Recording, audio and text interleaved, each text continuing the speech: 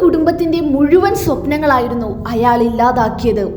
ഇത്രയും ലൈംഗിക ദാരിദ്ര്യമുള്ള ഈ രാജ്യത്ത് ഭയത്തോടെയാണ് ഓരോ മാതാപിതാക്കളും തങ്ങളുടെ മക്കളെ വളർത്തുന്നത്. ഇന്ത്യയുടെ പ്രതിച്ഛായ വീണ്ടും തകർത്ത് മറ്റൊരു കൊലപാതകം കൂടി.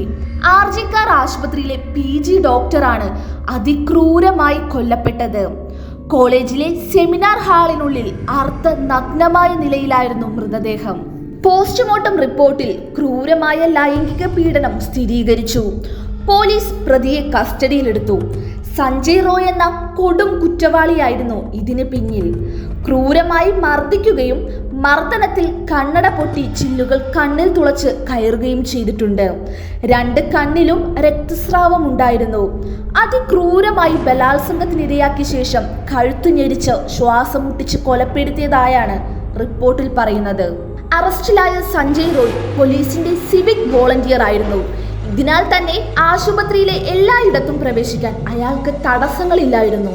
സംഭവം നടക്കുന്ന അന്ന് പുലർച്ചെ 4 മണിയോടുകൂടി അയാൾ ആശുപത്രിയിലേക്ക് പ്രവേശിക്കുന്നതും 40 മിനിറ്റിന് ശേഷം അത്യാഹിത വിഭാഗത്തിലെ വഴിയിലൂടെ ഇയാൾ പുറത്തു പോകുന്നതും CCTV ദൃശ്യങ്ങളിൽ വ്യക്തമായിരുന്നു. മൊബൈൽ ഫോൺ മുഴുവൻ അശ്ലീല വീഡിയോകൾ, ഒന്നിലധികം വിവാഹങ്ങൾ, ഇതിനു മുമ്പും സ്ത്രീകൾക്കെതിരെ മോശമായി പെരുമാറിയെന്ന പരാതികളും. സഞ്ജയ് റോയ് എന്ന കൊടും കുറ്റവാളിയുടെ ഞെട്ടിക്കുന്ന വിവരങ്ങളാണിത്. പോലീസിന്റെ ചോദ്യം ചെയ്യലിൽ ഇയാൾ കുറ്റസമ്മതം നടത്തുകയും ചെയ്തു. എന്നാൽ താൻ ചെയ്ത കുറ്റത്തിൽ ഇയാൾ പശ്ചാത്താപമൊന്നും പ്രകടിപ്പിച്ചിട്ടില്ലെന്നാണ് റിപ്പോർട്ടുകൾ. യാതൊരു കൂസലുമില്ലാതെയായിരുന്നു ഇയാൾ പോലീസിന് മറുപടി നൽകിയതും. വേണമെങ്കിൽ എന്നെ തൂക്കിക്കൊന്നോളൂ എന്നും പ്രതി പറഞ്ഞു. രാജ്യം ഒന്നടങ്കം തലകുനിക്കുകയാണ് അവൾക്ക് മുൻപിൽ.